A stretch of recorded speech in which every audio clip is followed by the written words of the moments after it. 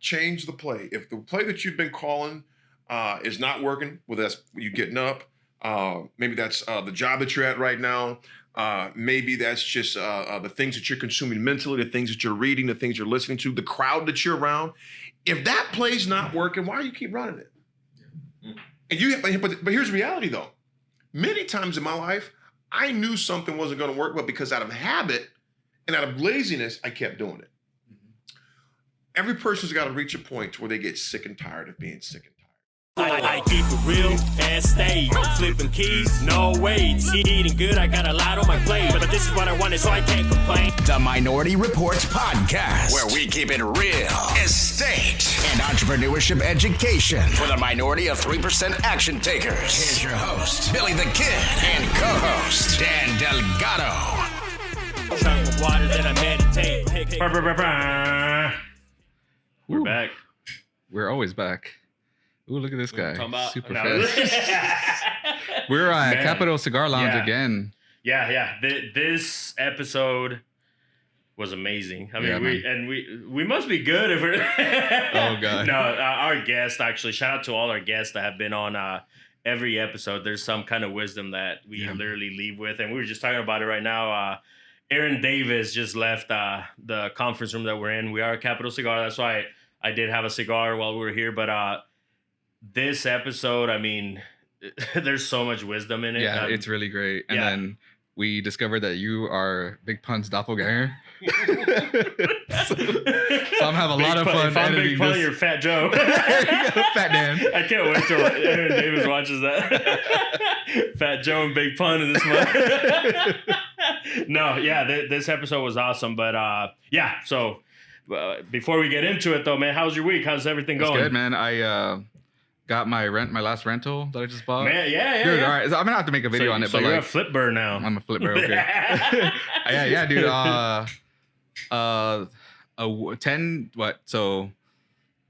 2 weeks ago tomorrow, I bought a rental with other people's money again. The house appraised for $50,000 more than I bought it for, like immediately. Just a few little bit of changes, and then 8 days later, I got it rented out. I'll be cash flowing real nice on it. Yeah. So should probably do this a little bit more. I told you that earlier. Remember, we were on the phone and you were like, "Yeah, it's a little actually." And if you don't mind, but you just got a car to a family ride for the family. Yeah, but that was part of the plan anyway. I mean, no, but I love that you pretty much mentally, and that's the thing. It's like at least mentally you feel better, you know. And the truth is the truth, though. It's like, it's a lot easier to make that purchase because knowing you have that going. The cash flow is actually going to take care of it. I love it, bro. I'm excited for you. I feel like because I know. I'm a keeper. Obviously, you're a flipper, but we've had our conversations, and I think you're definitely realizing the power of that. Which not that you didn't know before. No, but it's different in practice compared to theory. Exactly. Yeah. And I mean, you have another door, so it's not like your first time either. But this door was like you went through the whole process. Right. So, exactly. Like I haven't gone, and even just like getting the applications out or getting the listing out on Zillow and getting the applications and setting up walkthroughs, like all that was completely new to me. I was hitting up Billy like 3 times a day, every day. I'm gonna send you my bill, bro. I got a bill from you, right? Oh yeah, actually, my construction company did do some work. Which it didn't like it was a great house. We really just cleaned up the basement. Yeah, that's really all it was. So congrats, man. Thanks, I'm excited. It's crazy how these small little updates really make a big difference. And again, I'm actually glad because I was actually going to wholesale it because I wasn't 100% sure. It literally fell on my lap. Yeah. And I wasn't really sure if I wanted to take it on because I've got other stuff going on right now. But I was like, you know what? I'm gonna get uncomfortable. Love it. And that sounds familiar. and go ahead and go through it. And like I said, I'm really glad I did. Because like you said, with we have another baby coming in a couple months, and my wife needs a car with a third row. So it was nice being able to go get that, and it won't even make a difference now. We gotta go grab lunch, dude. Like, go celebrate, man. Once you did you sign the lease already? Yeah, I got it signed yesterday. Oh man, that's so they awesome. move in day after tomorrow. Yeah, that's awesome, man. Congrats, thanks, man. Appreciate it, man. To that. I just did that speaking engagement, and man, you did an awesome job. Thank you, appreciate it. And he was asked to rap, and he did it kind of. So I did. I was flake I out was gonna this say I time. got on stage. I was already on stage, but Yeah. actually I got asked to speak at another meetup here soon. So, and a podcast hit me up, which Yeah, is you a mentioned big podcast. They had Brendan Turner on there. It's Life and Money. We'll get into that. I'm doing that episode, so stay tuned for that. I'm excited. Otherwise, grab my book, The Power of Being Uncomfortable, and you ready to bring this interview in, man? I'm ready. Oh, let me do book of the week. Oh, that's right. Wait, is this your first time? No, that's Tony. how pumped. Tony walks in and you don't know what's going on. That's how pumped I am. That's how it's good. pumped I am. No, I'll be quick about it. So the book I actually just finished reading. It's The Gap in the Gain, and I think I brought it up to you a couple when we were in KC. Man, anything Ben Hardy puts out, like I'm just all over it. I'm all about it. And again, it's another like a lot of psychology, a lot of mindset, and essentially he's talking about how a lot of your life's disappointments are set because you're living in the gap, which is essentially your idealistic view of whatever that thing is. So like if I want to lose 50 pounds, my ideal concept of that is me 50 pounds lighter. And so if I'm sitting there and maybe I lose 5 pounds and it took a week or two and it's taking longer than I expected, I could sit there and get on. I'm like, damn, I got 45 pounds to go. Like shit, that's hard to really kind of continue with that. Yeah. But if I change my focus and really think about, wow, I've already lost 5 pounds, so that's 5 less than I have to go. Now I'm living in the gain. So what have I gained from that? So it's a lot of that. It's a lot of, how do we perceive other people? Are we having them, is our view of them on the gap or the gain? Again, what I like about the audiobook version of it too is that he actually talks in between the chapters and gets a little bit more psychological with everything. But again, Gap in the Gain, Ben Hardy, read it, listen to it. It's so good, man. Like that dude cannot do wrong with his books. I think he's got seriously. He's got like a $5 deal too with his publisher. So there's more to come. You know why? He's awesome. So yeah, check it out. But now are we ready? So the man, the myth, the legend. We're gonna bring him in. Let's get it. Hello. that was whack, wasn't it? No, that was a good horn. No, that was good. You like the horn? Man, first of all, I want to thank you for having us here, man. This is definitely an episode we've been looking forward to, and I know we've been kind of going back and forth, but I know you're a busy man, so I appreciate it. Dan appreciates it. We all appreciate it. I can't wait to dig in and. Ooh, that ring is hurt. Woo! No, We'll have to get in. We'll have to get into this. Get a little zoomed action there. If you're not watching, if you're just listening, check out the video. Yeah, well, let's start with that. What? Who are you? Yeah. Interview master over here. Actually, yeah, great question. Let's start with that. If you can give us your name and just a quick bio, just so we can, so that way they know the big things you've done and are doing. Well, first of all, Donnie Boy, thank you guys, man. Seriously, it's an honor, it's a privilege, man, that we can sit back and just rap and chop it up and talk life, talk business, and all that good stuff. My name's Aaron Davis, born and raised here in Lincoln, Nebraska. Married, 2 boys. One's a second semester law school year now. Other one's a senior in senior at University of Nebraska, and our daughter's a senior in high school. But I started the public speaking and consulting about 20 years ago. Along with some of the business enterprises that I'm a part of as an entrepreneur, and it's been a lot of fun, man. It's been, now the past 2 years, definitely been crazy as far as that goes, but it's been a lot of fun, man. So, we pivot, move, we plan. So it's been cool, man. You said pivoting, what are some of the stuff you've done differently with the pandemic in that business? Well, I tell you what, a lot of this, Zooms. And obviously this is a podcast, but I think one of the biggest pivots that we've had to make in my space is you have to be willing to learn. Yeah. You've got to be willing to learn. Because, you hear people say this all the time, both your industries. Well, we've always done it this way. Yeah. Yeah, good luck with that. Mm-hmm. Yeah. Now, especially. And I think what the pandemic showed, too, at least in my space, you got to be willing to, you got to bring that fire and that smoke, regardless if it's in person or whether it's through a Zoom camera. Because there's, most of the time, fellas, man, it's, only thing I'm seeing is that camera, and I'm seeing my slides. Rarely do people have their cameras on. Yeah. So like there was one 2 weeks ago. There's 4,500 people on this Zoom. Oh man, that's crazy. I don't see not a single one. That is weird. People are so like, They looking at me like this. Ain't happening, bro. Yeah, people are really weird about those. Like at my day job, we've had a lot of Zoom calls, and everybody is got their camera off. It's just kind of, I don't know, it's just a weird phenomenon that I've kind of noticed. It is very weird. And you know what's happening though, too, though, which some of the companies I'm speaking for, which I'm glad about, they're requiring the cameras to be on. They're requiring them now. They'll control the mute buttons, things like that, but they're requiring, unless there's a technical difficulty, we want all cameras on to make sure that people are engaged. Yeah. That has changed a lot in the past 6 months, because when it first got started, man, it wasn't happening. So it's definitely more of a challenge, but you know what? That's what we do. We have to adjust. You know, and if you don't, you're not gonna make it. Yeah, love it. And before we carry on, what is a champion to you? Because you were part of the championship team for the Huskers. So can you define what a champion is? You know, when I think about a champion, the first thing I think about is relentless. Love it. You just got to be relentless, man. Yeah. You know, and we had and I wasn't, everybody got the ring, so it wasn't like I was some superstar or some starter. Man, that's sweet, though. Yeah, it was a lot of fun. You know, so I was born and raised here, y'all. Long story short, I was born and raised here. I was only 2 miles away from that stadium, man.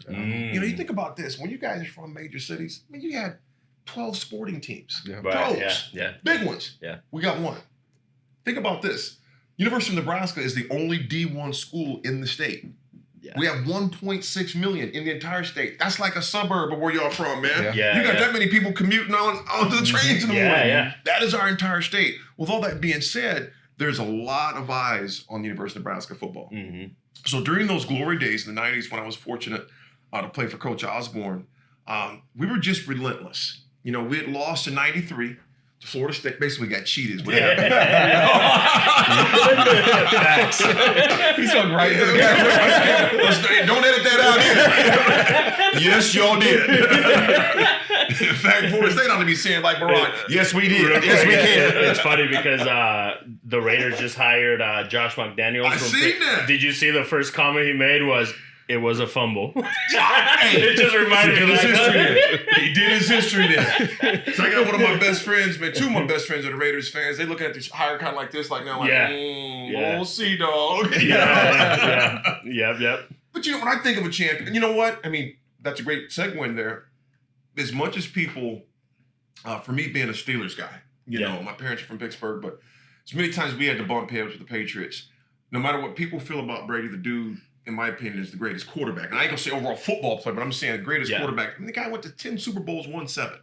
Yeah. That's insane. Yeah. So the dude is, the key word, like I said, relentless. He made the changes he had to make. There's certain people in Nebraska, we had that type of mentality. There is 110 plus team that started off that season, all same record. Yeah. Only one's crowned national champion. All of us are put in different situations. It's the teams, champions can perform in critical situations. I mean, that's just the bottom line. You think about Mahomes on Sunday. Yeah. You know, last Sunday. He was put in some very critical situations. Yeah. Burrow's happened to perform better in those situations on Saturday. We look at the one with the Rams, the 49ers. You know, my man Stafford just happened to perform a little better in the critical situations, you know, than Garoppolo did. Champions are relentless and they perform at a very high level in critical situations. Everybody can perform when things are good. You know, but what about when it's 3rd and 8?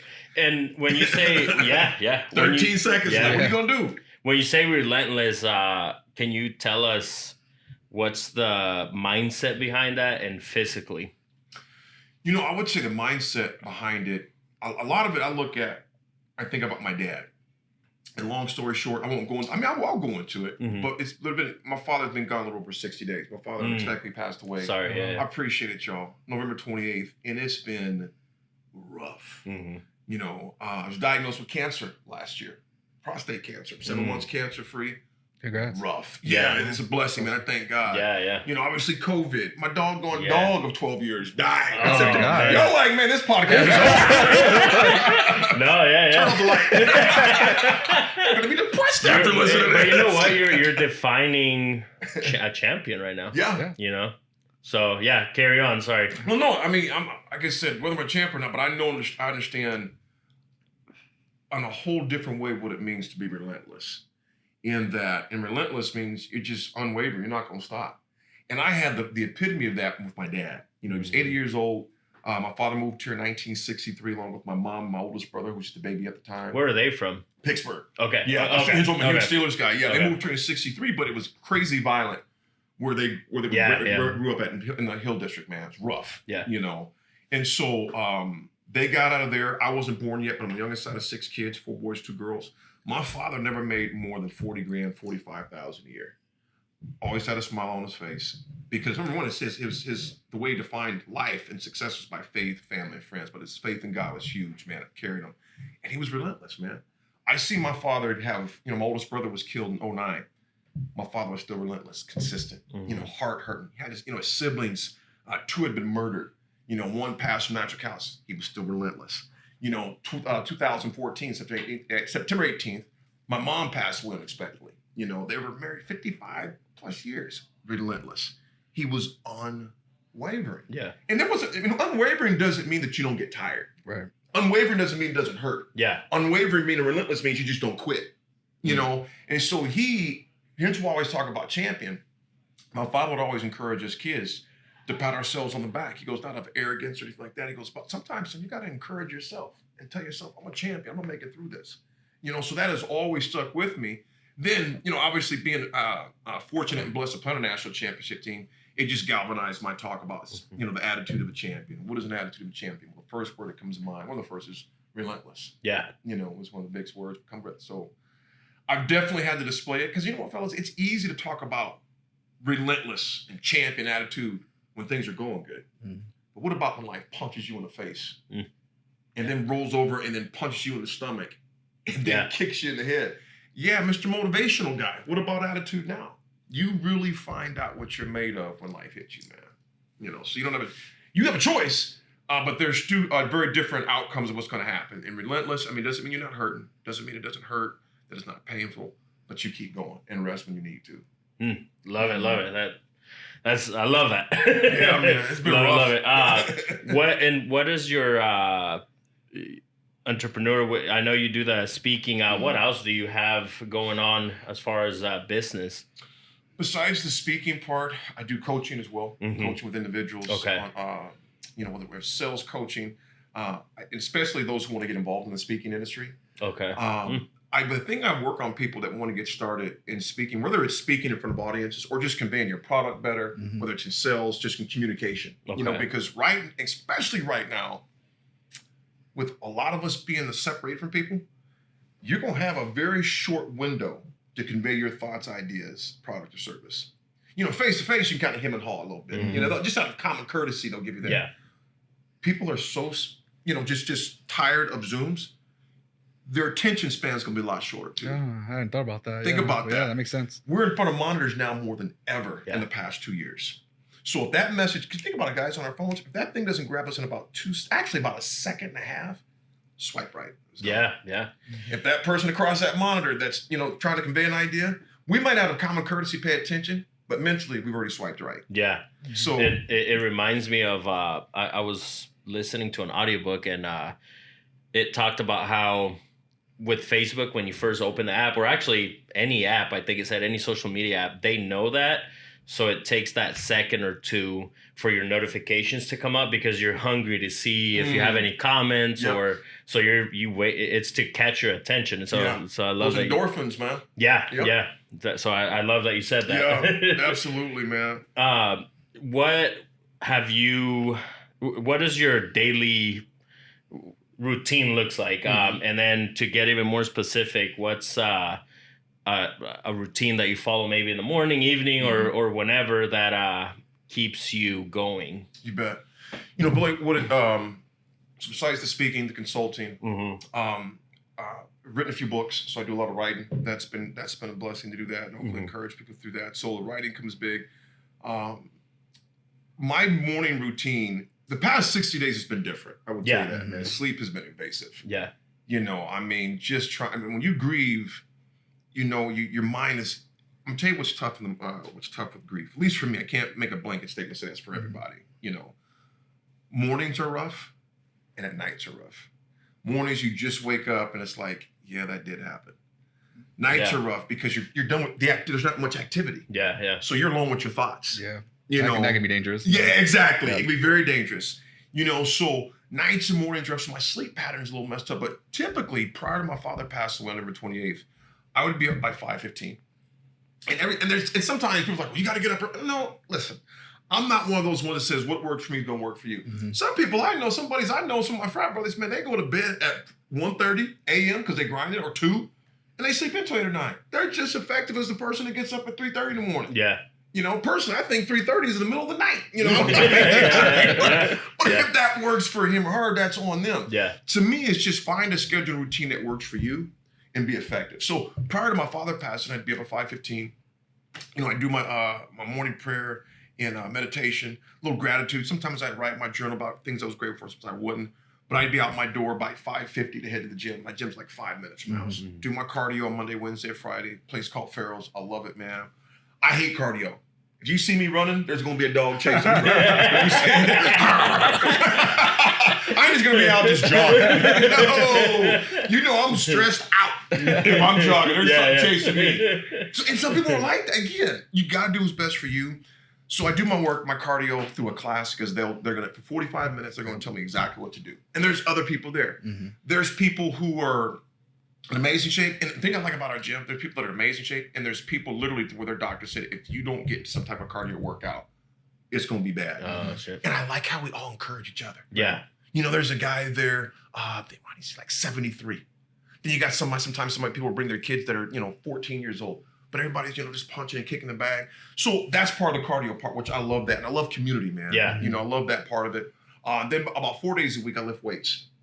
I don't need anybody telling me what. Weights for me is the time I put on my earbuds, my hoodie, I check out. Right. What are you listening to? Oh, man. It's music. Okay. Old school hip hop. Today. Well, you told me I look like Big Pun earlier. Yeah.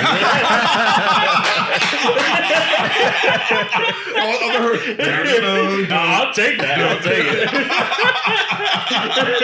I'm gonna have to I'm gonna have some fun editing with that.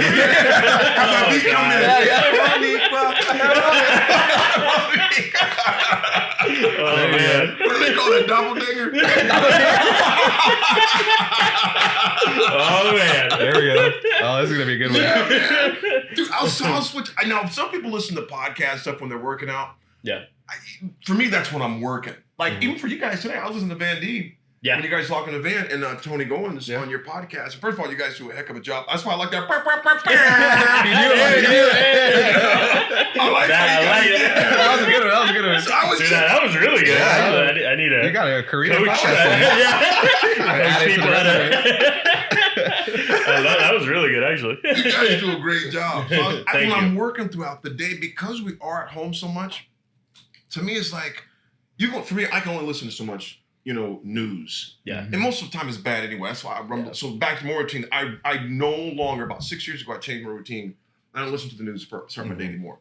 Think about it, we get a billion notifications. Yeah. If something's urgent, we're gonna find it. It's gonna let us know. Because my philosophy is this: if you can win your morning, the first few seconds your feet hit the floor. Win your morning, you got a better chance winning your afternoon. Win your afternoon, you got a better chance winning your day. You win your days, then those days become weeks, weeks become months, months become quarters, so on and so forth. It doesn't mean that bull crap is not going to happen. It doesn't mean that you're not going to get hurt, not be setbacks. Camera's not working. A side project is messing up. But if you put enough emotional deposits in the right deposit area, it helps you offset a lot of the negative things that happen. It's not being ignorant that bad things aren't going to happen. I'm not one of those. What are some exercises that you do to keep that positive mentality? Well, first of all, I always tell people to protect their peace, man. You got to watch what you're consuming, what you're listening to, what you're watching. Our world today is so pessimistic and negative. I mean, as you both know, I'm older than you guys, man, but at the same time, you've seen a lot of things happen. Mm-hmm. Think about this. Have you seen the world so edgy as we are right now? Oh, my God. Yeah. I was just thinking about that the other day, how things are just so crazy and more violent than I've ever experienced. Yeah, it's nuts. You think about back when you're from in New York. Recently, the people, pushing each other off the doggone out of the subway. And not only that, people have shown humanity towards humanity too, where the one guy helped the guy get off who was in his face. Yeah. He fell down. He fell down on the tracks talking trash. That man still showed humanity. Says, even though that you were trying to dog, I'm going to still help you out. Mm-hmm. So we've seen the polar opposites of both extremes. But right now, the way to protect I don't consume a lot of news. I know what's going on. Yeah. Exactly. Yeah. I know exactly what's going on. So I have enough. When you think about it, y'all, it only takes me about 15 minutes. Because I'll read the link, like I said, I know what's going on in Lincoln. Yeah. And then world news, I'll kind of, keep what's going on that. I'm well aware of what's going on. And then after that, it's like, after that, what are you still listening and watching it for? Because it's just so negative and pessimistic. Yeah. Our world right now is more divisive than I've ever seen it, man, in my life. And it's crazy. I remember for some reason the last time when I say watch news was with, and not to get all political, but it was like 2008 Obama, I think, and it was the market crash. And I consumed it. I really did. And it's been years now. Like you said, I love that you said that. I literally don't listen or watch the news. And like you said, social media does a really good job, unfortunately, of informing us of the negative stuff. And the sad thing is with social media, if I post, I did this, and it's something positive, you get less likes than if you post some negative BS. So-and-so did this, and right. It's sad. We've become consumers of chaos. Yep. And I've been telling myself, not even just myself, Aaron, are you contributing to the chaos? Are you a consumer to the chaos? Or you are trying to put things out in this world that are going to encourage people? For me right now, fellas, my business has exploded in the past 18 months, but at first it didn't because people were still trying to find their platform. Whether it was Zoom, because I was starting March 11th of 2020, I was getting calls. Everybody calls me AD for the most part. AD, we got to reschedule. Aaron, we have to look at 2021, 2022. Aaron, we got to shut down. So I'm thinking like, God, what am I gonna do? I'm watching my speaking business take a pounding. Yeah. And I remember thinking about it, praying about it, and just saying, do what you can do. So I started kicking out videos every day. I did it every day for like 55 days, 56 days or something like that, all on positivity. How do you adjust? Protect your peace. Even during when the Ahmaud Arbery case happened, and then George Floyd case happened, then you have just all the social unrest that's going on.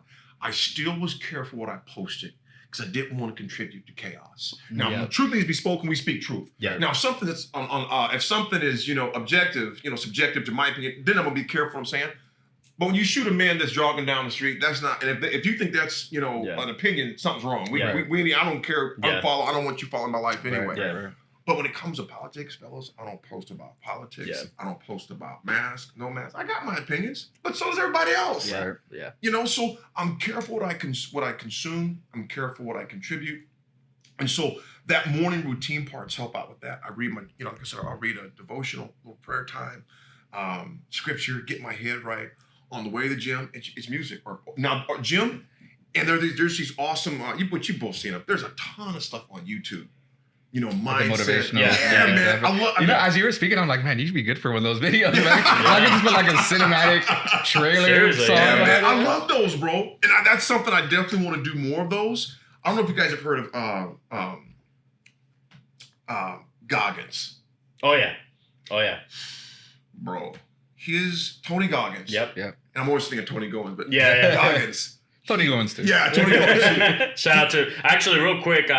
I'm smoking a cigar because we are at Capital Cigar Lounge. It's not like random. We're at like your like why is you smoking a cigar? We would have already mentioned it in the intro. Yeah. I was, but just make it clear. And so, anyways, big shout out to the team here at Capital Cigar. Anthony Goins and Austin Hillis. They do a great job here. I know on his segment he talked about relationships matter, and that is the epitome of down here. Why it's so successful. Love it. Yeah, I so love it. Really Yeah. is. But that's part of that morning routine to where I'm protecting my mind on the way to the gym. I'm listening to podcasts. And you were mentioning Goggins. What? David Goggins. It's actually David Goggins. Yeah. It's actually David Goggins. He wrote a book called Can't Hurt Me about 2 years ago. That book is so powerful, man. Mind blowing. Yeah. I did the audio version, and you should, I think, because you hear them. I'm gonna check it out. If you haven't listened to the audio version, I'm gonna check it out. Go to the gym and just get cussed out and be ready to put in work. Seriously. I've heard of Can't Hurt Me. I've never read it though. Feel like a little bitch. Really? It's like, you run 3 miles, okay. He comes here with I am running 20. I don't know. You know? Yeah. And that's what that relentless. Which I love it. You gotta be willing to embrace the suck. I mean, progress is only made when you're tired. That's when you find out what you're made of. It's easy to go to the gym when it's ideal. What about when it's cold as a mug outside, when your body, and I'm not talking about sick, you know, I mean, I'm talking about up here. Mm-hmm. That's what separates a lot of people. That is huge. It is, man. You got to be relentless. Yesterday, I remember sitting, I was like, oh, I do not feel like going to the gym. You got to get to the point to where your feelings, who's in charge, you or your feelings?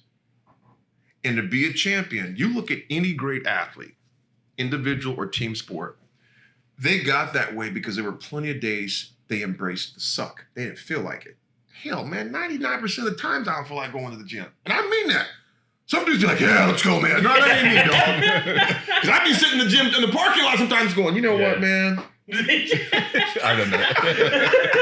See, I'm telling you, I'm Billy John Daddy. I'm great at manufacturing excuses. I'm great at manufacturing excuses. Would you say that's a human? That's a human. Yeah, it is. Yeah. It is. Yeah. The key thing is, are we going to listen to them or not? Mm-hmm. That's what separates a lot of folks, regardless of what field, regardless if it's a good dad, a good mom, garbage man, a dishwasher. I don't care what your craft is. My father, man, was a janitor. I did the pre-launch for my dad's book back in November 16th. And it was crazy because on the 28th, he passed. But we worked on the book project. Wow. I'll send you guys some inserts of that sometime. Yeah, that'd be awesome. Powerful, man. We did a number. We did some podcasts together, you know, talking about the book, wisdom that he gained from that. My father was a janitor, man. And there's a quote by Martin Luther King that talks about if life calls you be a street sweeper, be the best street sweeper. So although he said, with all the hosts of heaven that will say, now there lived a great street sweeper. My father, when he buffed and waxed the floor, he put his heart into it. Mm-hmm. He just didn't do when he felt like it. Because, you know, I don't know about y'all, but most of the time I wouldn't feel like waxing and buffing floors and cleaning out bathrooms. Right. But he's relentless with it, you know? And so he was great at what he did. And it leads us back to anything that you do. There's going to be some times you have to talk yourself into it, man. There's going to be days you're not going to feel like it, you know? So when I get that morning routine started, I get back from the gym, grab a quick shower. And now, because my home office, you know, a lot of my work is done right there in my home office. Now, sometimes I'll venture to a coffee shop, come down here, something like that, breaking up the monotony of being in the same place. But I'll start with my social media posts. And you know what? And some people are real planned on that and teach their own. I'm not one that's going to say, okay, here are my posts for the week. I go by how I feel when I'm going to post that day, that morning, whatever. But I'm looking for something to post for audiences and things of that nature. And then I'm making my follow-up phone calls. My emails, I'm planning content out for what I am going to post. And then I'm also writing. I got to write every day. You know, do I always get every day? No. But about 90% of the time, I'm getting some writing in that I'm working on a project, a talk, etc.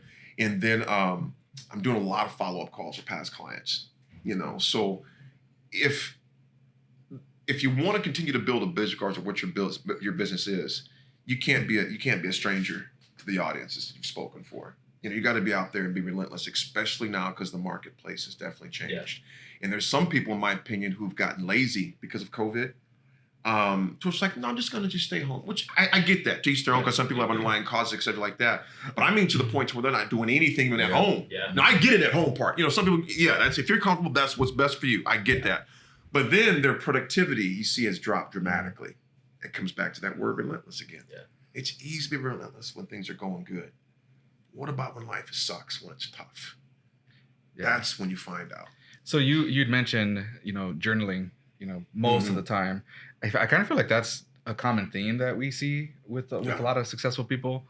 You know, what exactly does it do for you? And you know, can you speak to the power of just putting something on paper? Like, I'm a big fan of Grant Cardone. And, 10 times. You know, so he's always talking about like writing your goals in the morning and then writing them again at night. Yeah. And just something with the power of putting things on paper. You know, what can you say about that? You know, I'm a big fan of Grant Cardone. This 10 times rule. I love his stuff.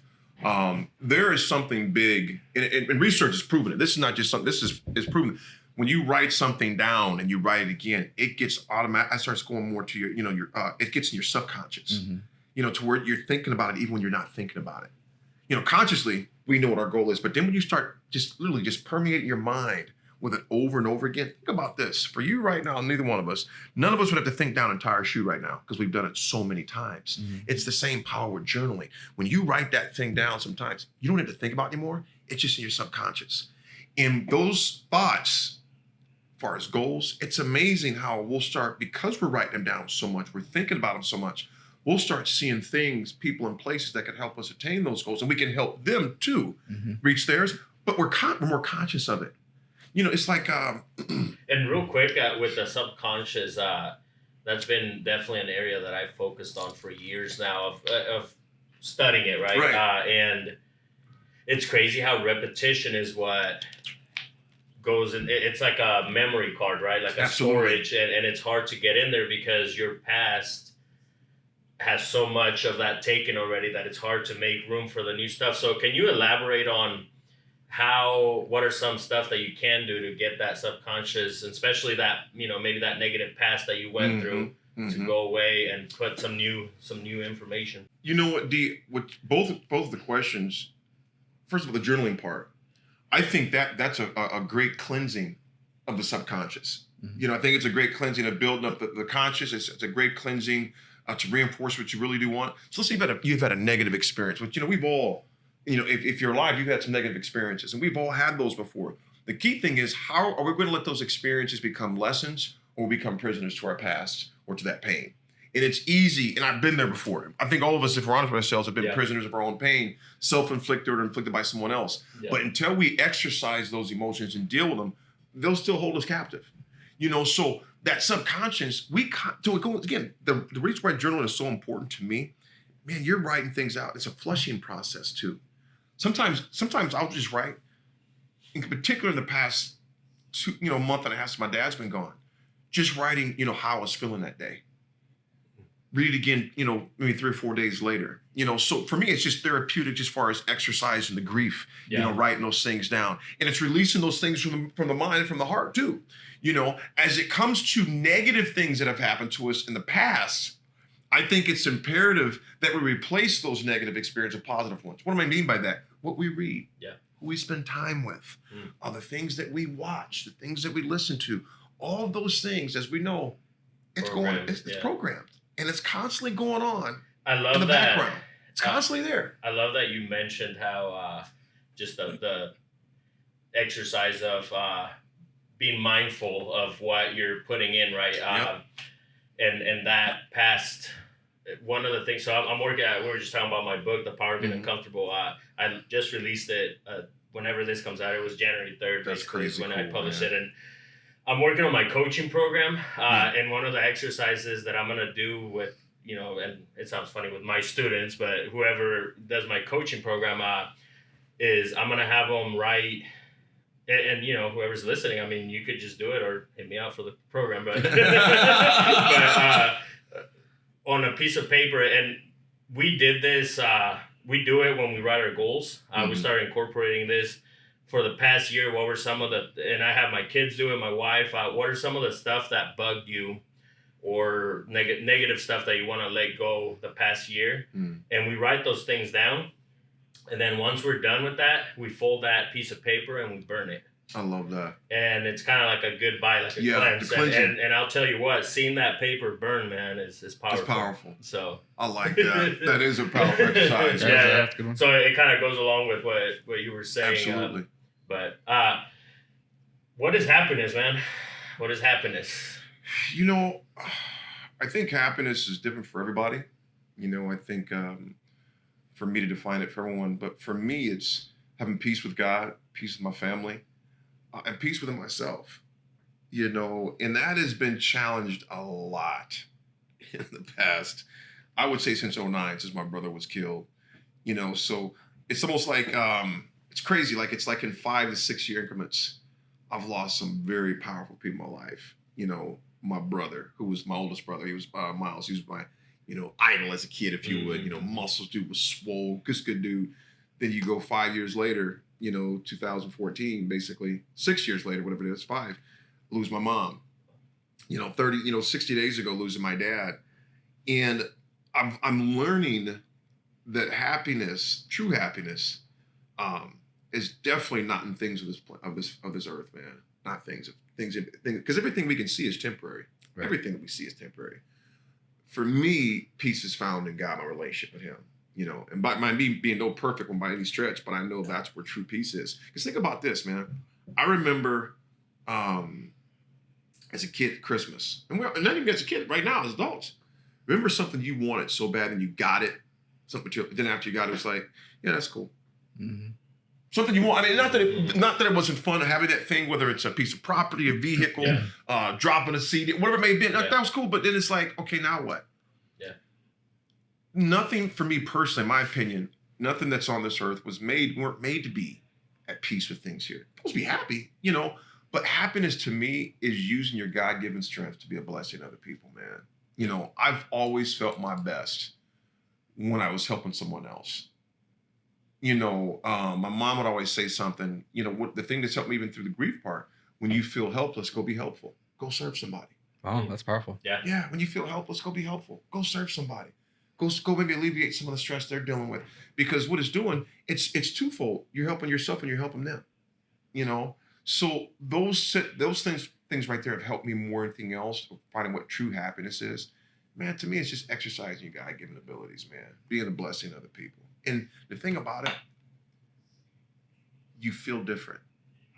You feel different when you know that you're using your God-given talents and gifts, man. I mean, and not only that, you also feel different when you know you're not. Because I don't know about you guys, but I've had some dead-end positions and for some dead-end jobs going like, yeah, this is not where I'm supposed to be right now. You know? But even those were lessons learned, you know? Even those were lessons learned, though. So would you say that maybe your emphasis on service to others is kind of what led you down the path for your speaking and your coaching? Definitely. Yeah. Definitely. You know, I didn't, when I graduated from the University of Nebraska, I had no idea that this was even something people did. Mm-hmm. You know, and I was in corporate America first. Was doing sales, and then I worked for a youth organization called Campus Life, and I went back to work on my master's, and I was starting to get asked to do these presentations. I was like, "Want me to come talk about what?" You know, well, you played on a championship team. It's like, well, I wasn't a starter. I was a bench warmer. I was getting my tail beat every day in practice. You know, they were like, it doesn't matter. We want to know those lessons you learned. So I went and did it. Had a blast doing it. It was a lot of fun, man. But the part that was most fun was serving. You know, the calls, you know, at that time, the letters you get from people. In fact, there was a student, and 90% of my audience are corporate now, so I'm usually wearing a suit, tie, or blazer, something like that, but I still speak to a lot of high school and college students, and even elementary students in there. This was about 2 weeks after my dad passed. I get a letter from a young gal that goes to, she was a little small town here in Nebraska. I was just at her school back in the fall, and sends me a letter to know, you know, I lost my grandpa, and their mom that's hurting and she missed her dad. Just know that, you know, I'm thinking of you, I'm praying for you. I'm thinking, you know what? I had tears. I'm weeping watching this and just watching, you know, looking at the, I know I posted it too, so when you go back on my stories, whatever, you'll be able to see it. But I was just in tears. I'm like, man, how cool is this? To where she took the time to write out a letter to say thank you, you know, because she was thinking of me. And after I spoke there, before she even found out about my dad, I had spoken there, and she had sent a thank you note and a few others from their school. So to your point, answer your point, D, I love serving, man. I mean, there is very few feelings you get from when someone says, because of what you said, I feel that I can make it another day. Mm-hmm. And many times, you know what? The lesson he wanted for them, it was for me and us. Yeah. So many times what we're sharing for other people, you know, yeah, it's helping them, but it's also a lesson that we're learning at the same time too, man. So that's pretty cool to see that too. And I feel like it's similar also with teaching. You seem to learn more when you try to teach something. Yep. And in my experience, at least, as I've kind of grown my knowledge with entrepreneurship and real estate investing in particular, when people reach out because of the podcast, they have questions or, you know, they want to take us out, you know, for coffee, whatever the case is, I'm always down for that. And so, you know, it's crazy how these little basic fundamentals of what we're in, just the constant reminders by teaching it to other people. And it also kind of shows you where I'm lacking too, because I'm kind of preaching this and I know it's a fundamental and I'm not doing it right now. So it kind of gets you back on track. It does, man. It does. But yeah, I think that's just as powerful with teaching. I've heard that saying a number of times, but if you want to learn something, teach it. Mm-hmm. Because then you're you're studying it like crazy. Is that kind of like what you get out of the coaching too then? You know, I really do. I think many times when I'm coaching a client, you know, I'm thinking, geez, I need to be doing this more. You know, I need to brush up on that area more. So it's constantly keeping you focused. It's constantly keeping you brushed up, and it's constantly increasing your knowledge of that subject because you don't want to let your client down either. You know, you want to make sure you've done your best to prepare before those meetings, for that class time, lesson time, etc. So it's like it's athletics too. I mean, if you want a player to know something, you sure as heck better know it. Mm-hmm. You know, can't fault them for something you didn't teach them. Right. You know, so it really impresses the importance upon you, man, to study your stuff, know your area, know your field. You know, and it's a lifelong journey for sure. So what does it look like when someone you take them on for coaching? What does it look like? You know, I'm to each their own. I'm hesitant to ever use the word life coach. I've always kind of like success coach. Yeah, I don't know if anybody's life. Everybody's got a life. Yeah, that's what. I just like to say peak performance coach. You know, or career coach. You know, but I like peak performance coach. So how do you perform at peak levels of things like that? I think that's for me. For what I do, I think it's more encompassing of what I offer when it comes to coaching. But first, I do a discovery session. I try to figure out, okay, what do you want to become better? Is it in sales? Is it time management? Or for speaking, that's a whole different thing to our coach them, how you get started in speaking business, etc. But overall, just peak performance, like, you know, Aaron, I really don't know. I have a questionnaire for them. We go through that questionnaire and we dial in on what are those top 3 things you want to reach in those key areas of your life. And then we go through that part of it, decide how it's going to work out, what emphasis we're going to work on. I always say at least 3 to 4 months, though, because you're not going to see results, you know, long-term, you know, 30 days, 2 weeks or something like that. So I always say if we're going to work together, you know, let's commit to at least 90 to 120 days, then cash up on. If you want to keep going, we can keep going, and we'll just keep doing. I've had coaches for years myself. How important is it to have a coach? You know, I think for me, I can only speak for myself and some of the people who colleagues I know who had coaches. It's been a huge return on their investment. You know, coaches are, have different purposes, but I think one of the main thing that coaches help you see is your blind spots. Mm-hmm. You know, they can help you identify those blind spots and then hold you accountable. Mm-hmm. You know, because all 3 of us, man, I mean, think about this. We can say, yeah, things going good. Mm-hmm. That's great. How did you improve in that area that we worked on? Either you did or you didn't. Mm-hmm. And that's the beautiful thing about accountability, but also the curse to accountability to many people don't like accountability because it is accountability. Someone's going to hold me accountable. You know what I'm saying? They're going to hold me accountable. It's very uncomfortable. Yes. Because you know when you see them like, oh, shit. They're going to ask me about my progress. So it really forces at times to simply say, commit to what you said you're going to commit to. Because think about this, y'all. I don't know about you, but there's plenty of times I can tell myself, yeah, I'm going to go ahead and get that done. And if it's just me that I said it to, depending on what it is, I can easily, you know, pull wool in my own eyes. Oh, I'll get to it. No, that's not what you committed to, AD. Mm-hmm. You committed to where you're going to do this, and this on this amount of days. So you have that accountability. That's someone that's holding you accountable. Mm-hmm. And it's not always comfortable, but rarely is success in certain areas. It's a comfortable process. You're going to have to get uncomfortable, man. Yeah. So something you just said, I'm dropping my mic here, just reminded me about an article I read the other day, and they were talking about how people who talk to themselves actually find success more easily than people who don't. And I'm not saying that I'm like super successful or anything, but I've always talked to myself. Mm-hmm. Almost kind of like you said, you checked yourself, like, come on, AD, you know, like, Do you think there's any truth to that? Because I think just now that you say that. He doesn't say a lot of things that make sense. That makes sense. That makes sense. You wish I could write that down. When I speak, it matters. It's so true, bro, because I could literally, and if you think about it, like with my morning routine, that's probably what I'm doing 98% of the time. So it's crazy. It's a weird little mind trick type thing. It is. It's like, you know, you think about this, and if you get a chance, find me that article if you can drop it to me. Yeah, me too. You know, because you think about it, we have more conversations with ourselves than we do with anybody else ever will with us. Mm-hmm. And the thing about it, it's like that old passage, that whole passage of scripture, is the power of the tongue. Mm-hmm. What we say, man, we got to be careful what we say to ourselves too, you know, because those things become a show fruition as well. If we just dog on ourselves all the time. There's one thing of holding yourself accountable and just dogging yourself. Yeah. And I always tell light my cigar to that one. Yeah. You know, we're all guilty at times. You know, so I always ask people, Would you still be friends with the people you're friends with if they talk to you the way that you talk to you? Wow. Think about that. So with that, since with me being an artist, like a rapper, recording artist, Why do you air quote yourself? Why'd you do that?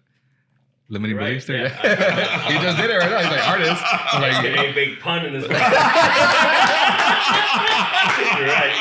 But since I'm a recording artist, what's crazy about that is, and I told you, actually on our drive to KC, I told you a little bit about it, where this is how, when I learned how powerful your tongue is and your mind, right? Like, my album was titled Born Alone, Die Alone, right? Because I was in a very dark place at that time. And the funny thing is, I've been working on this album since like 2012, really. And I haven't released it yet. But somewhere in that journey, I learned that, right? The power of your tongue. So I changed the title of the album because that's how much it hit me. And now it's titled From Struggles to Success. And the whole dynamic of the album changed to that. Right. And I haven't even released it. As what's crazy is that the album changed my life, and I haven't even released it yet. And so I'm excited to release it to hopefully it does the same thing. but you know, you got to think though, because at the time, even though you were in a dark, low place, it was probably still therapeutic for you. For and it sure. was something that at that time you needed. And it's funny because it's out now. It's called Trust Issues. I dumped half of the songs or more that were going to be on this album, the Struggles to Success. And I said, you know what? I'm not using these recordings for this album because I learned that, right? So I just dumped it in an album titled Trust Issues, which had a cleaner marketing behind it. Instead of, Born Alone, Die Alone. And the word that scared me the most was die. That word scared me because I'm like, I am not going to go out like these other rappers. Yeah. You know, and my life literally took off since I did that. Well, Big Pun was natural causes. So, don't beat yourself up. Part 2. You know what's so powerful I about just that, wanted though? to throw that. Yeah, go ahead. That was powerful what you just said, and what you said to him, it may not be something even released right away if you do, but just writing it was therapeutic. Think about this, y'all. Prince, they said that he has enough music in his vault. He could drop a new album for the next 100 years. Jeez. Many of that wasn't even music he put out for the public. It was for himself. So you think about what you've done with that. Maybe you will, maybe you won't. But it shows you how much your mind has changed the way that you write. Because how you write is how you think. That changed because what you're going through at the time, man. Which goes back to your point with journaling. Dude, I've got literally, y'all, I'm not even know a number, a bunch of journals. I can go back and look. I'm like, I know exactly what I was going through at that point. Yeah. That's what's crazy about it. I mean, years ago. Yeah. Okay. And you know what I love more about journaling, to add on to that, is that imagine years from now that generation that maybe never even met you will have those powerful scripts. Your thoughts. Absolutely. Yeah. Absolutely. And so, man. That's powerful right there. Absolutely. Love it. If somebody's listening out there, AD, I love that, by the way, so I'm going to start calling you AD. If somebody's out there listening that maybe hasn't done anything, they're kind of in that stage where, you know, things are just more negative than positive in their life, what is something you would tell that person that's listening right now? You know, the thing I would share with people, and I've been sharing with people, when I share with myself a lot too, you got to change the play. Change the play. If the play that you've been calling is not working, whether that's you getting up, maybe that's the job that you're at right now, maybe that's just the things that you're consuming mentally, the things that you're reading, the things you're listening to, the crowd that you're around. If that play's not working, why do you keep running it? Yeah. And but here's the reality though. Many times in my life, I knew something wasn't going to work, but because out of habit and out of laziness, I kept doing it. Mm-hmm. Every person's got to reach a point where they get sick and tired of being sick and tired. You got to get to the point. Some people say, I'm tired of living this way. I'm tired of this job. Tired is not a strong enough emotion. It's not. You have to become disgusted before change happens. I mean, disgust is a very strong emotion. Disgust will make you change. Being tired, nah.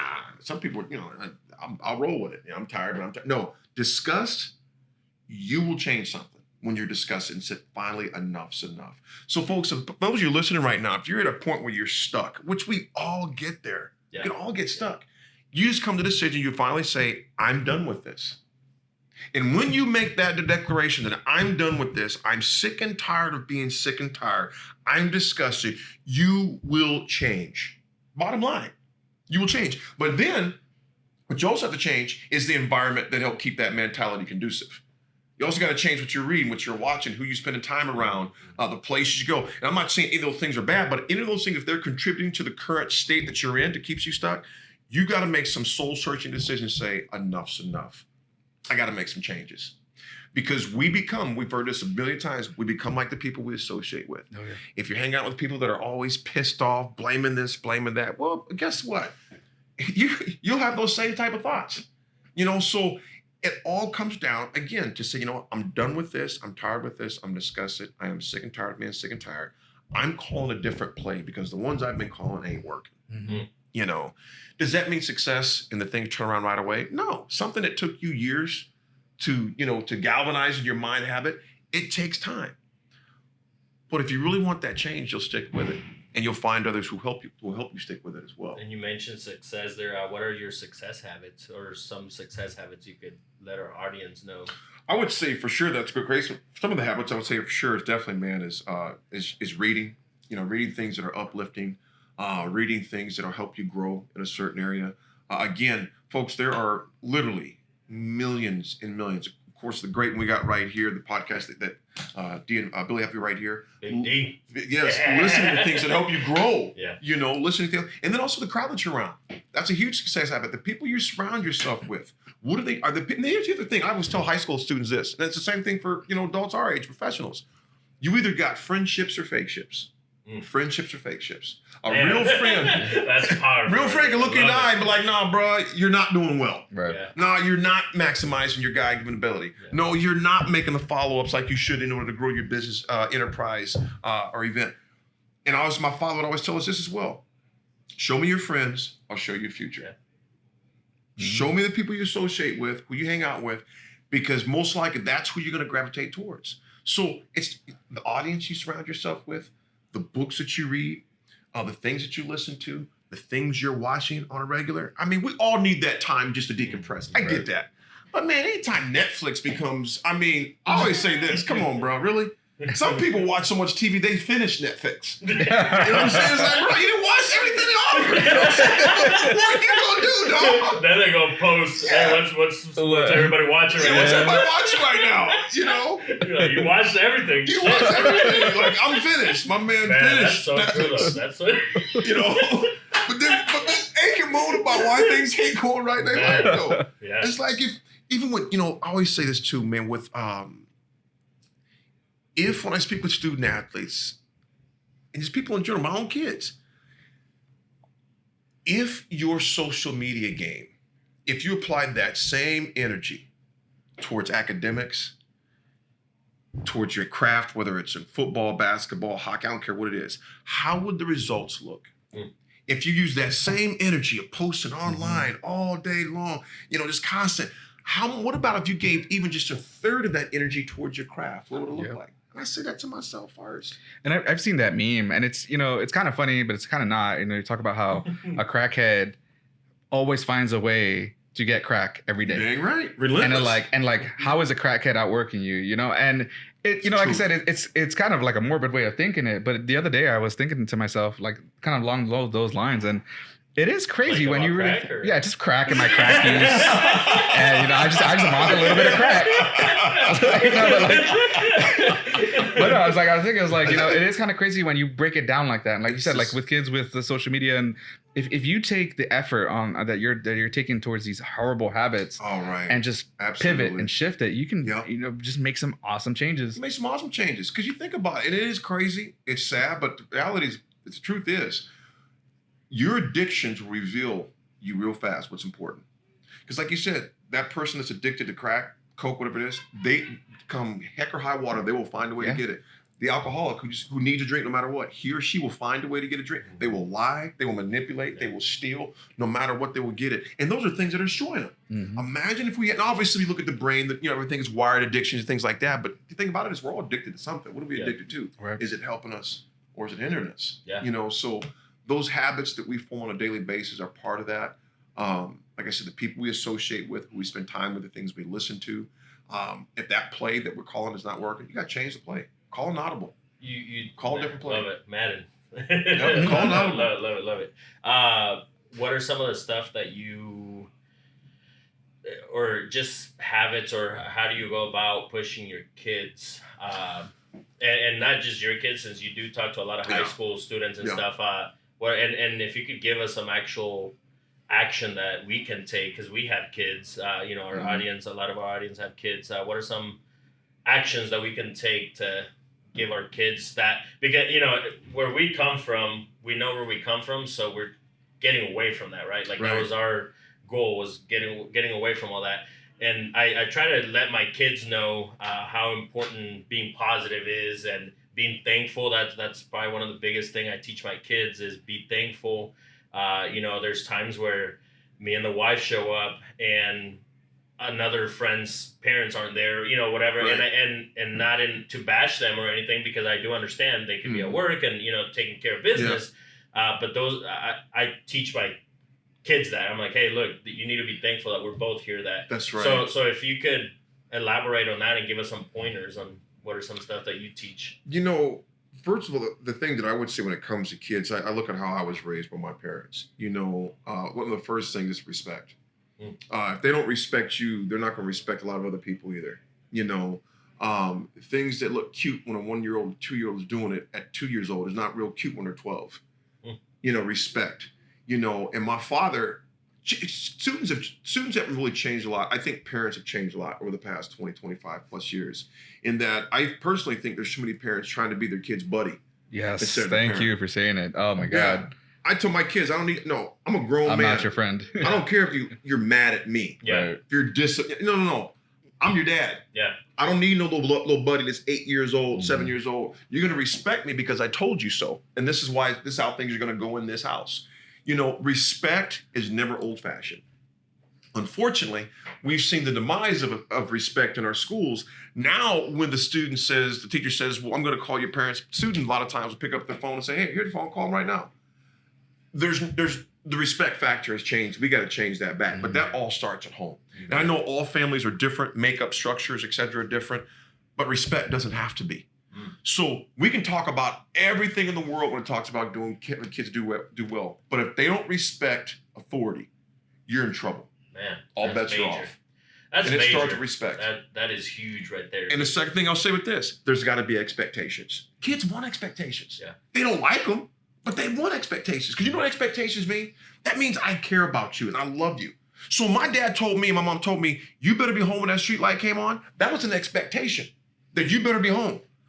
I think all three of us could probably agree to this. A lot of our buddies who didn't have curfews, where are they at now? Yeah. And not all the time. Not a blanket statement. But many of them whose parents did not have expectations for them, therefore didn't have any expectations for themselves. Yeah. So all bets are off. Kids, you have to make sure there's respect. You've got to have expectations on them. Expectations aren't fun, but they want it. And the third thing is, you got to follow through. Do what you say what you do. Because you're going to have the respect, expectations, but if they know you're just selling wolf tickets, none of it matters. Right. None of it matters. There's got to be follow through on it. Man. If my dad told me, if this ain't done, there's going to be some problems. Oh, there was going to be some problems. Man. And we knew it. Yeah. We knew it. We knew it. That's I love it. Thank you. We knew it. That was awesome. And I'll say this too to you guys too as well. We got to wrap up. I'll say this as well though.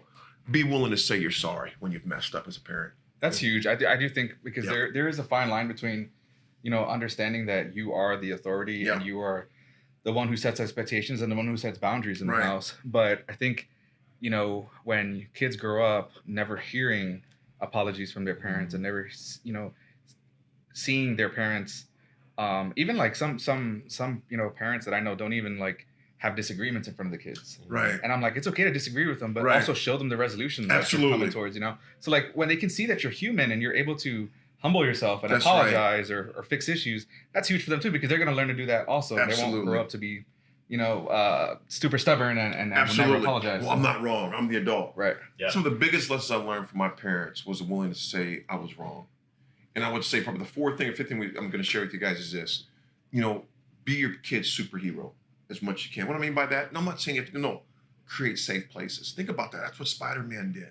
That's what Superman did. That's what our superheroes provide. They provide safe places for us. Make sure that your kid knows that you're safe. You create safe places for me.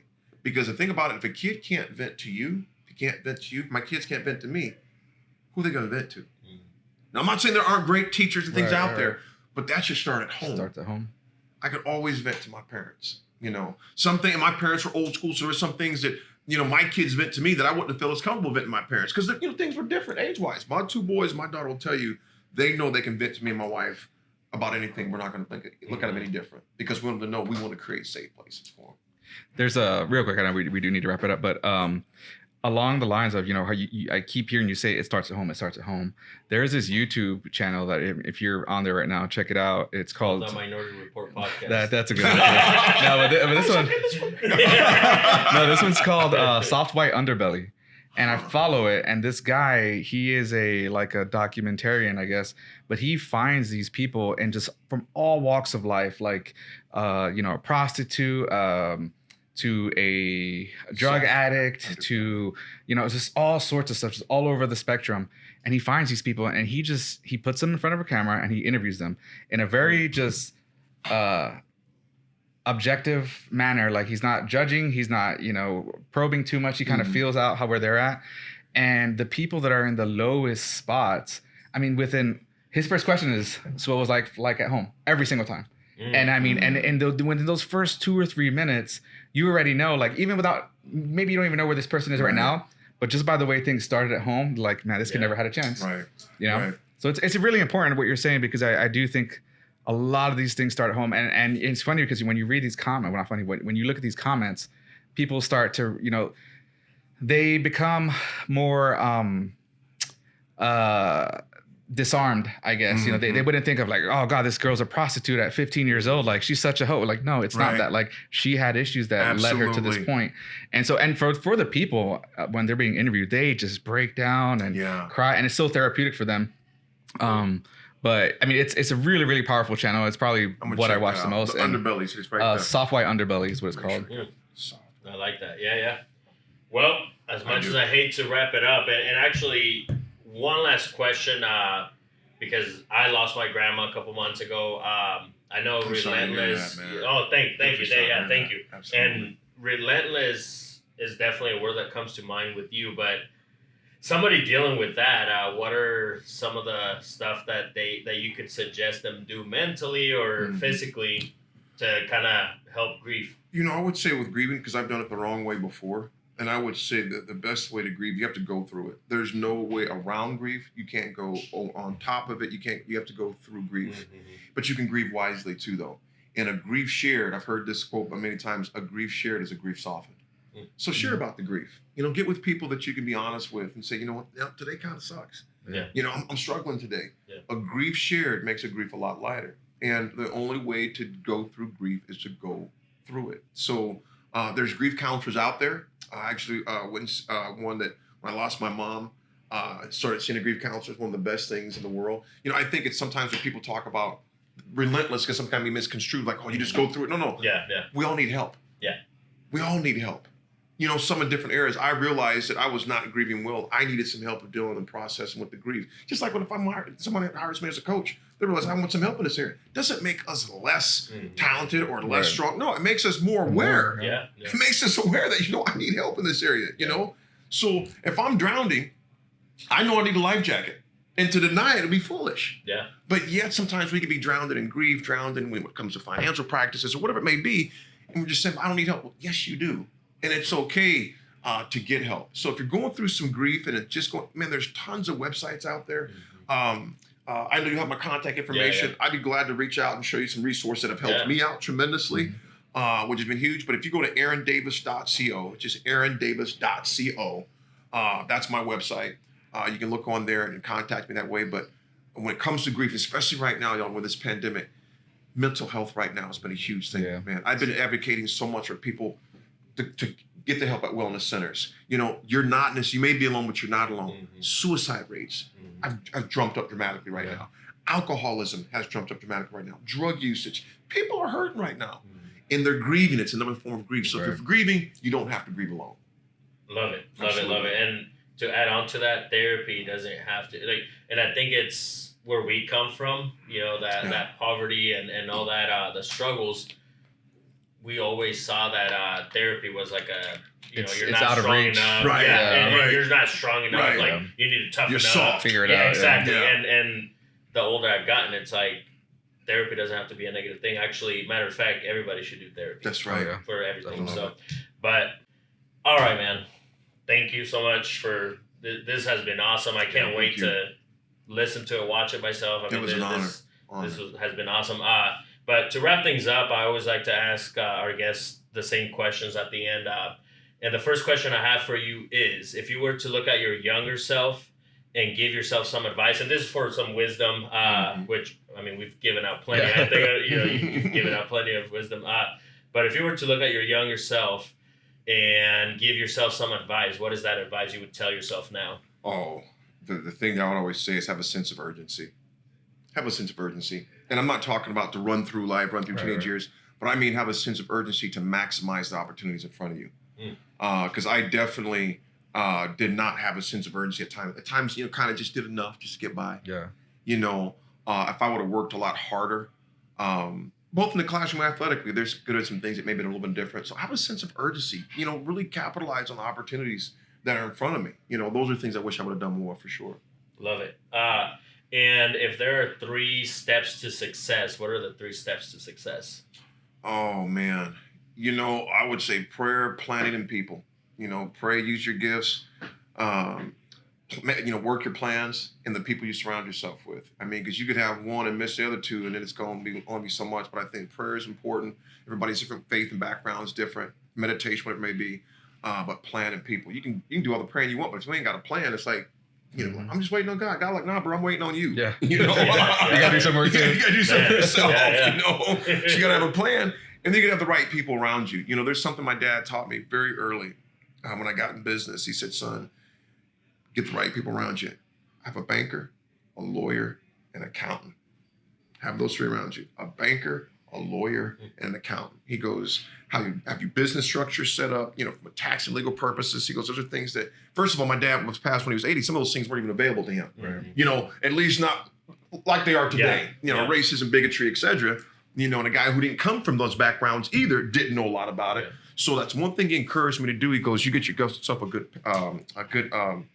banker, a lawyer, and accountant. He goes, there's certain things that you just don't know. You're not going to everything. So again, it's that prayer, that planning, and people, man. Love it. And I know you said you have a book out, right? Yes, it's if you go to the one, the first one I written was probably about 15 years ago, which has had a few different revisions over the years. That one's called 10-Minute Truths. Kind of a short morning, read. It's really easy to read, just kind of short vignettes on, inspiration, motivation, success, etc. The one I just released, which will be out, that'll be on my website. Actually, still go to my site and order it. But that one's called Wisdom from the Man with the Mop. Wisdom from the Man with the Mop. And that's the wisdom my father taught me regarding customer service and people all his years as a janitor. That's awesome. Yeah. And a future project or something that's in your head, what would be a theme and or a title of something that you're thinking of in the future? I definitely want to write one on grief. Yep. How do you make it through it? I don't know. Like I said, what I would name it, I have no idea yet. Yeah. But definitely, I want to be able to help some people in service who've grieved, who've been through a lot of grief, man. So, what that'll be, I'm not sure yet, but it's definitely something I'm jotting notes down. Yeah. And people are dealing with cancer. We didn't talk a lot about that, but long story short, I was diagnosed with prostate cancer on May 3rd of last year. I had surgery on June 15th. 7 months cancer free. And there's a lot of, I appreciate it, man. It's a blessing. Yes, sir. There's a lot of people who, they hear the C word and they just shut down. Yeah. I was one of them. But shutting down doesn't make it go away. Again, prayer, people. How important is the mindset to beat it? It's the mindset. It's a huge percentage part of it, because doctors and research will tell you those people who tend to think there'll be cancer, their body begins to respond to it. Mm-hmm. The mind is a powerful Yeah. thing, though. The body begins to respond to it compared to those who don't. So once I dealt with it and said, okay, this is what I got to deal with, let's go. Wasn't always easy. Yeah. I was scared as hell a lot of times. But again, those things, a lot of prayer, the people and the planning were a huge part of that for me, man. So love it. absolutely appreciate it. Big D has a couple questions. Yeah. Here. Is there anything that our audience can bring to you that would be of value to anything you have going on right now? That they could bring to me. Yep. Oh, great book ideas. I was gonna say whatever you read, and also good movies. Now we talked a lot about reading, but you know what? There's powerful movies out there. So listen to me, some of your send me maybe, or put on the likes, and first of all, give the guys a 5-star like and share it with your friends on Spotify, Apple, the rest of them, iTunes. I would say movies that have inspired you, books that have inspired you, and just maybe your own things that you've had to overcome. What were some of the lessons you've used? Because that's basically how we all learn. We learn from other people. Right. Shared collaborative experiences. So yeah, books that you've read that inspired you, movies or TV shows you've seen that inspired you, and things you've had to overcome yourself, and what were some of the steps you took. So Awesome. Absolutely. So we know people can find out more about you on your website, aarondavis.co. Yes, aarondavis.co. Again, that's aarondavis.co, not .com, but aarondavis.co. And if they want to, on social media, if they go to Instagram, if you look up Aaron Davis, you see it on there. Attitude Expert, LinkedIn, Aaron Davis, Twitter. If you look up Aaron Davis, it'll come on there. Which I'm a big fan of your page, by the way. I appreciate it. So if you're not following him, make sure you guys do on Instagram. I appreciate it. There's a lot of nuggets that you give out every week, and honestly every day on your stories too. So yeah, keep that going. I appreciate it, brother. You're definitely making somebody else's day brighter. I hope so. Yeah, I hope so. sure. It keeps me encouraged But too. yeah, thank you guys. I don't even know. We have like 10 I don't cameras. Doing it big now. No, but thank you again for having us. This was thank really you. I fantastic. appreciate it. Thank you. Yeah, this was great. Thank you. Pleasure. Those of Thank you listening or watching, make sure you guys subscribe to our YouTube, The Minority Report Podcast. Ooh, retake that one. And then go to Instagram, that Minority Report Podcast, and let's get it. Vámonos. My hand to please don't segregate. Dressed in a suit, I can't relate. Minority Report, can't ignore being raised from poor and your credit score. My hand to please don't segregate. Dressed in a suit, I can't relate.